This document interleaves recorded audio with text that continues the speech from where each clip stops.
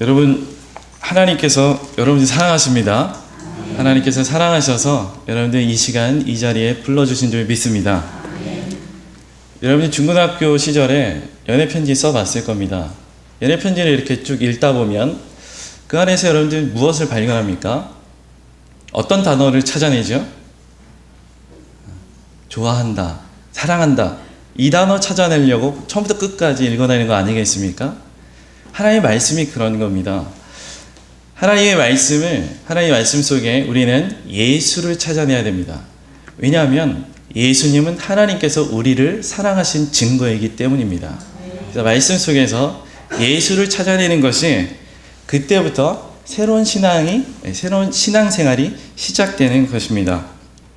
그래서 오늘 말씀 속에서도 우리는 예수를 찾아내야 되고 하나님의 사랑이 어떻게 드러나 있는지 그것을 발견하게 될 때 은혜의 시간이 될 줄 믿습니다. 오늘 말씀 속에는 한나라는 여자가 등장합니다. 이 한나는 엘가나라는 그 에브라임 사람의 아내입니다. 이 엘가나에게는 두 아내가 있었습니다. 한나와 브닌나입니다. 그런데 오늘 본문 앞부분 2절 말씀에 보면 브닌나에게는 자식이 있고 한나에게는 자식이 없었더라 라고 기록하고 있습니다. 당시 자식은 대를 잇는 그 여자의 중요한 그러한 역할이기도 했던 겁니다. 그런데 이렇게 귀하게 여겨졌던 자식이 브닌나에게는 있고 한나에게는 없었다라고 성경이 말씀하고 있습니다. 여러분, 제가 질문 하나 드리겠습니다. 여자가 착하고 성격 좋은 남자를 좋아합니까? 아니면 잘생긴 남자를 좋아합니까? 어떤 남자 좋아합니까?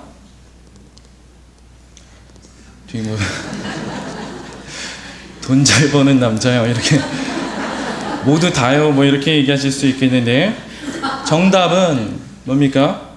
나를 사랑해주는 남자입니다. 아무리 돈 잘 보고 착하고 잘생기면 뭐합니까? 나와 관계가 없는 남의 남자면 어쩔 수 없습니다. 바로 나의 곁에 있고 나를 사랑해주는 남자가 최고인 겁니다. 아무도 안 믿으시는 여러분, 엘가나가 누구를 사랑했습니까? 한나를 사랑했습니다. 여러분, 그러면 남자는 어떤 여자를 좋아할까요? 똑똑한 여자입니까? 지혜로운 여자입니까?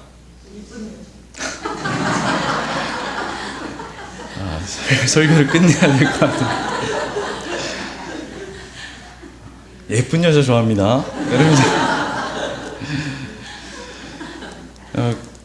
그렇다고 해서 한나가 예뻤다는 얘기는 성경에는 없습니다. 성경을 성경으로 해석해야지 자의적으로 해석하면 안 되는 겁니다. 아무튼 엘가나는 한나를 사랑했던 겁니다. 이렇게 오늘 말씀의 이제 내용이 시작이 됩니다.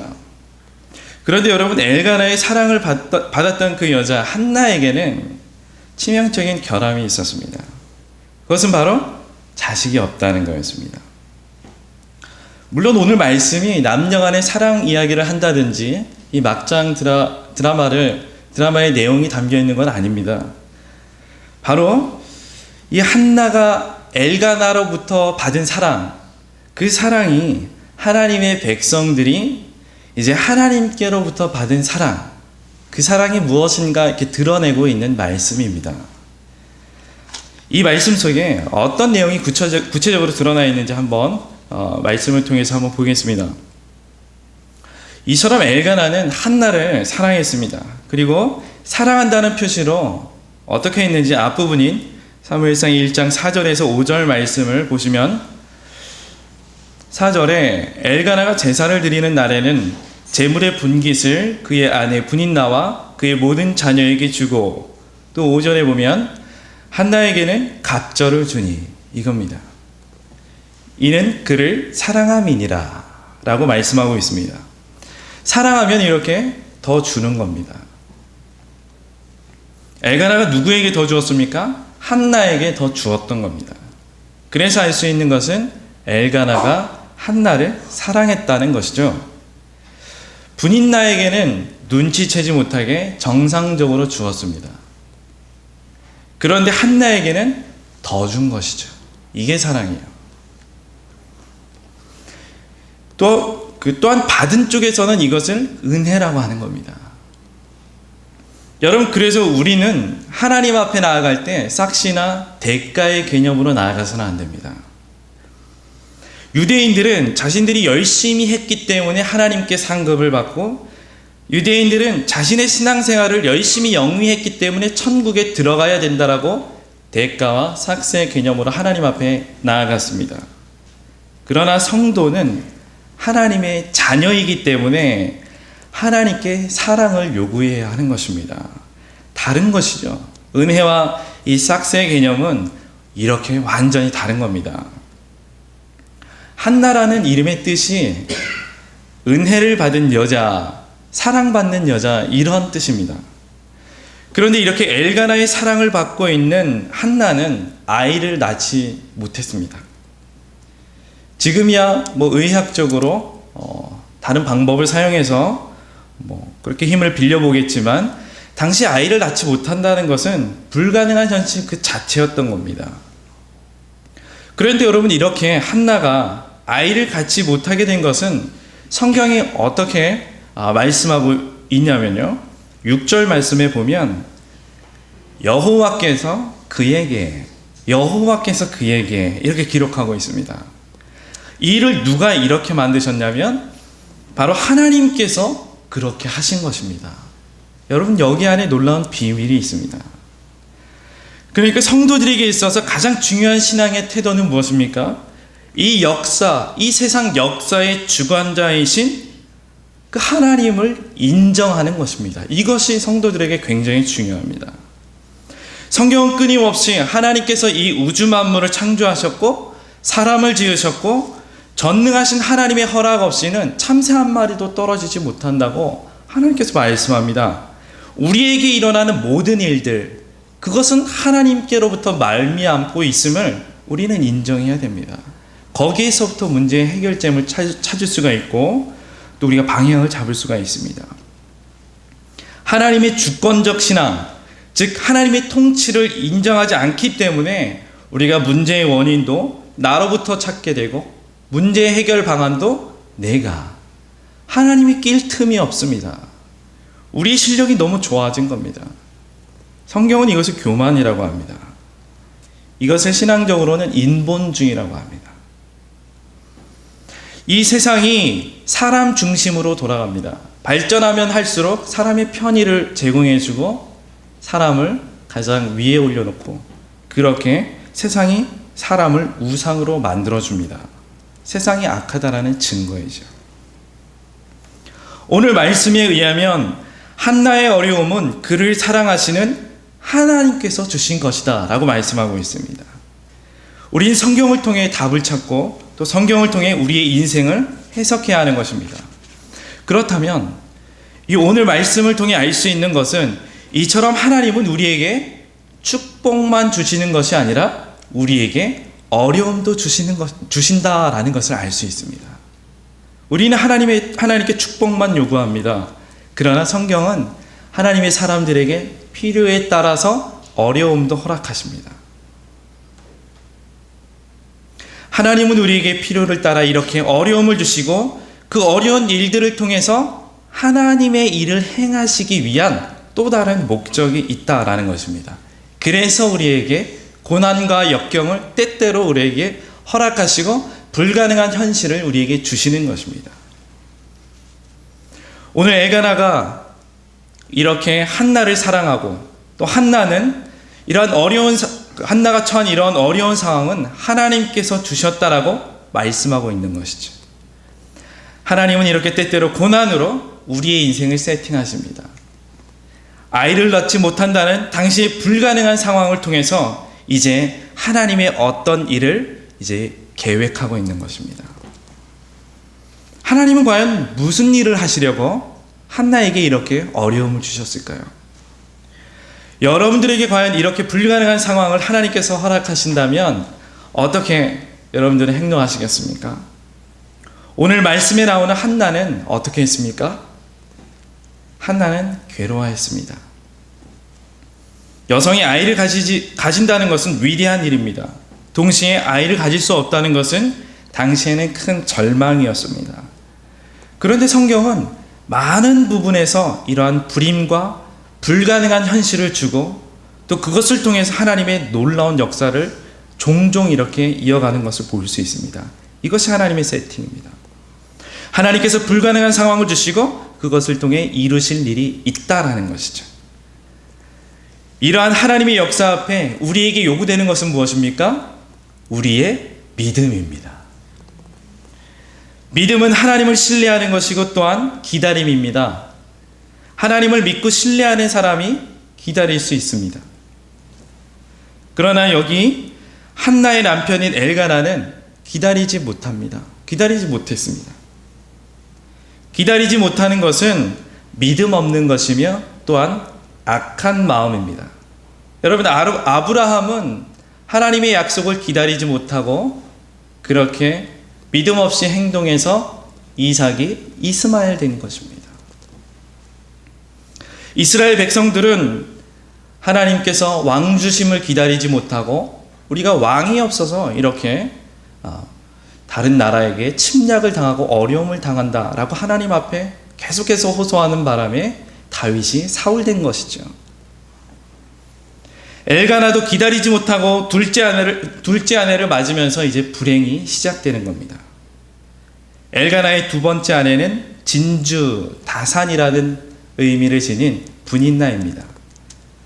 분인나라는 이름에는 진주라는 뜻도 있지만 이 다산이라는 의미가 있습니다. 분인나는 욕심이 많고 질투심이 아주 강한 여인이었습니다. 이 여인은 엘가나와 결혼해서 아이를 가질 수는 있었지만 그의 마음까지 얻지는 못했습니다. 엘가나는 여전히 한나를 사랑했습니다. 셈이 많았던 분인나는 이 사실을 용납할 수가 없었고 이제 아이를 가진 것만으로는 배가 고팠습니다. 남편의 사랑까지도 차지하고 싶었던 것입니다.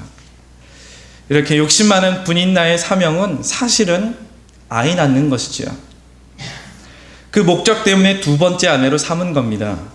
그러나 그것에 만족하지 못하고 엘가나의 마음까지 얻으려고 도구를 쓰고 있는 것입니다.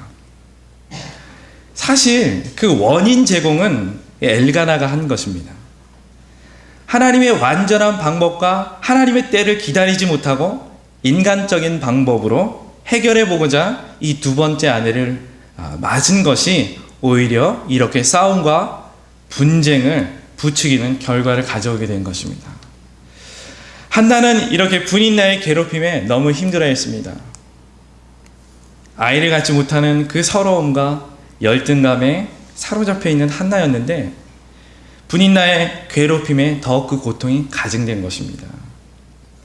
한나는 이렇게 설상가상의 어려움 가운데 놓였습니다.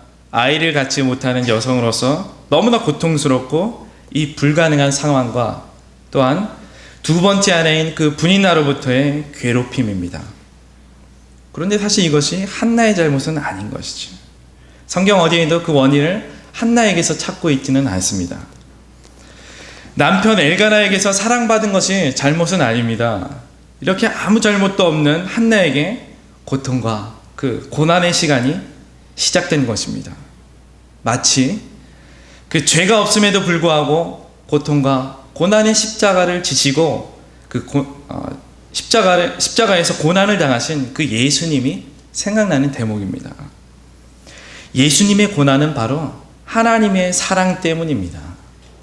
하나님께서 그의 백성들을 사랑하셔서 예수님의 고난이 시작된 겁니다. 이 그림이 바로 엘가나가 사랑한 한나에게서 보여지고 있는 것이죠. 이 성도라는 존재는 이와 같이 하나님의 사랑을 잊고 예수님과 하나가 된 것입니다. 그래서 하나님의 사랑을 받는다는 이유만으로 이 세상 권세, 흑암의 권세들과 그 권세들로부터 영적인 어려움에 놓이게 되는 구조 안에 있다라는 겁니다. 사탄은 끊임없이 성도들을 괴롭히고 영적으로 바로 서지 못하게 시험에 빠지게 하는 것입니다. 우리는 이 영적인 원리를 깨달아야 할 것입니다. 이럴 때 한나는 남편에게 이 사실을 터놓을 수 있었습니다. 또한 첫 번째 아내로서 그 권력을 휘두를 수도 있습니다. 그런데 한나는 그렇게 하지 않았습니다. 한나는 하나님께로 나아갔던 것입니다. 그 어려움을 가지고 남편에게 찾아가지 않고 그 권력을 휘두르지 않고 하나님께로 나아갔던 것입니다. 하나님 앞으로 나아간다는 것은 기도했다는 겁니다. 하나님 앞으로 나아가 하나님 앞에 무릎 꿇고 엎드린 것입니다. 아무 잘못도 없었고 또 억울하고 고통스러운 상황, 그 불가능한 상황이었습니다. 이 모든 사건에 있어서 나는 어떤 행동도 개입하지 않았습니다. 그러나 이 모든 억울함과 아픔과 고통과 그 찢겨진 마음을 가지고 하나님께 나아가는 것입니다. 이 사람이 바로 한나였습니다. 이것이 성도의 삶입니다. 세상과는 완전히 다른 방법으로 해결하고 다른 방법으로 해석하고 다른 방법으로 또 하나님께 나아가는 것입니다. 하나님이 백성들에게 이처럼 여러 가지 문제와 어려움들이 우리에게 생길 수 있습니다. 그러나 해결하는 방법이 세상과는 완전히 다른 것입니다. 왜냐하면 이 모든 것들을 허락하시고 해결하시는 분이 하나님이시기 때문입니다. 우리 주 하나님이시기 때문입니다. 이것이 교회이고 하나님의 백성들이 살아가는 삶의 모습입니다. 한나가 과연 누구에게서 위로를 받을 수가 있을까요? 남편의 사랑으로 그것을 해결할 수 있을까요? 그렇지 않습니다. 그 무엇도 한나의 가슴속 깊이 그렇게 찾아온 아픔을 해결해 주지 못하는 겁니다. 이때 한나는 기도했다는 겁니다. 한나는 하나님 앞에 나아갔다는 것입니다. 여러분 생각해 볼 때 한나가 이러한 여건에 놓이지 않았다면 기도했을까요? 물론 기도했을 수도 있습니다. 그러나 하나님 앞에 이렇게 통곡하면서 절규하면서 가슴 깊이 탄식하며 기도하지 않았을 것입니다. 때로는 내가 의도하지 않았는데 일어나는 문제와 어려움들, 우리는 그 어려움들이 우리 현실 앞에 다가오는 것을 만날 수가 있습니다. 그런데 성경은 이 어려움과 고난을 통해 하나님께서 그의 백성들을 하나님 앞으로 부르시고 다시 한번 사명을 주시는 것을 우리는 볼 수 있습니다. 그러한 경우가 성경 곳곳에 나오고 있습니다. 그렇다고 한다면 성도들이 이 고난과 어려움 앞에서 취해야 할 가장 기본적인 태도는 바로 기도하는 겁니다. 모든 아픔을 하나님 앞에 털어놓고 하나님께 도움을 구하는 것입니다. 여러분 우리 앞에도 이러한 불가능한 현실이나 문제가 있을 수 있습니다. 그것은 기도하라는 하나님의 사인인 줄 믿으시기 바랍니다. 하나님 앞으로 나아가야 됩니다. 이러한 하나님의 의도와 사인을 잘 읽을 수 있어야 우리는 승리할 수 있습니다. 이렇게 하나님께서 부르실 때에 하나님 앞으로 나아가게 되면 우리가 하나님께로부터 해결을 받지만 그러나 우리가 하나님 앞으로 나아가지 않고 인간적인 해결 방법을 찾는다면 우리의 고통의 시간이 점점 더 길어지게 되는 것입니다. 한나는 그 심정이 얼마나 괴로웠던지 이렇게 하나님 앞에 나아가 기도합니다. 그리고 그냥 기도하는 것이 아니라 하나님 앞에 통곡하면서 나의 마음을 쏟아놓고 하나님 앞에 그렇게 기도했습니다.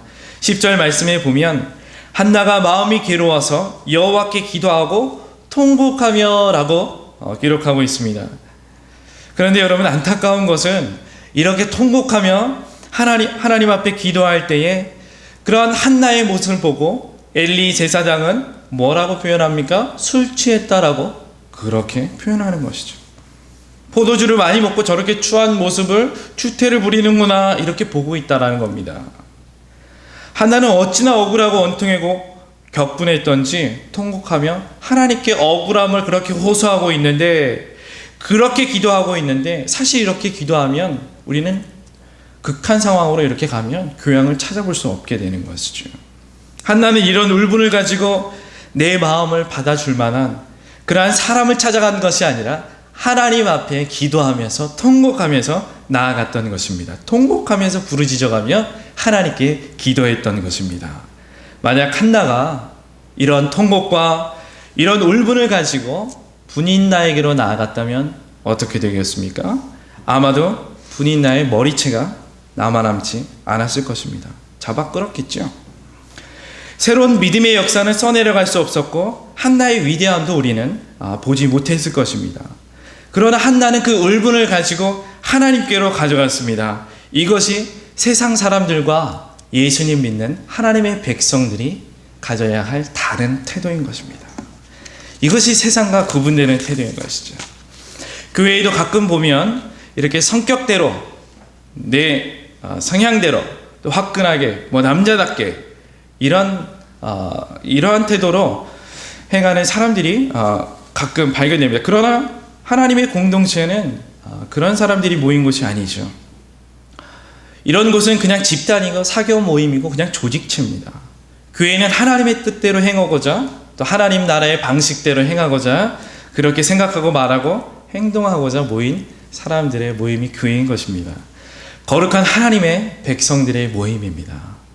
하나님의 방법대로 행하고 말하고 그렇게 살아가야 합니다. 울분과 고통을 상대방에게 가져가지 말고 우리는 하나님께 가져가야 하는 것입니다. 그리고 이렇게 하나님께 가져간 결과는 두 가지 현상으로 나타나게 됩니다. 먼저는 엘리 제사장의 기도를 받고 평안과 은혜를 입게 된 것입니다. 물론 엘리 제사장은 그 한나가 울며 불며 하나님 앞에 통곡하며 기도할 때 뭐라고 했습니까? 술 취했다, 포도주를 많이 먹었구나 라고 망언을 하는 그런 정말 영적으로 무감각한 무능력해 보이는 그런 지도자였습니다. 또한 그의 두 아들은 폭군이었습니다. 사고뭉치였습니다. 그런데 하나님은요, 이런 부족한 제사장인데도 부족한 제사장인데 그 제사장의 축복 기도를 통해서 한나의 마음에 평안을 입고 은혜 있게 만든다는 사실입니다. 여러분, 하나님의 역사가 여기에 있습니다. 하나님의 방법은 이런 것입니다. 이것이 하나님의 일하심이며 하나님의 질서입니다. 이러한 하나님의 방법을 잘 이해하기 어려울 때도 많이 있습니다. 오늘 본문에도 보면 엘가나와 그 엘리 제사장을 은근히 비교합니다. 가정을 잘 이끌고 있는 그러한 엘가나의 모습과 또 반면 가정은 엉망인 그 엘리 제사장의 모습을 비교합니다. 엘가나는 온 가족을 이끌고 매년마다 하나님의 전에 올라가 하나님께 예배하는 모범적인 모습을 보입니다. 반면에 엘리 제사장은 오히려 그 반대의 모습들이 더 비춰집니다. 그런데 결국엔 그 하나님께서 부족해 보이지만 엘리 제사장의 축복 기도를 받고 한나의 마음에 평안을 얻게 하신다는 것이죠. 여러분, 여기에 하나님의 놀라운 원리가 숨어 있습니다.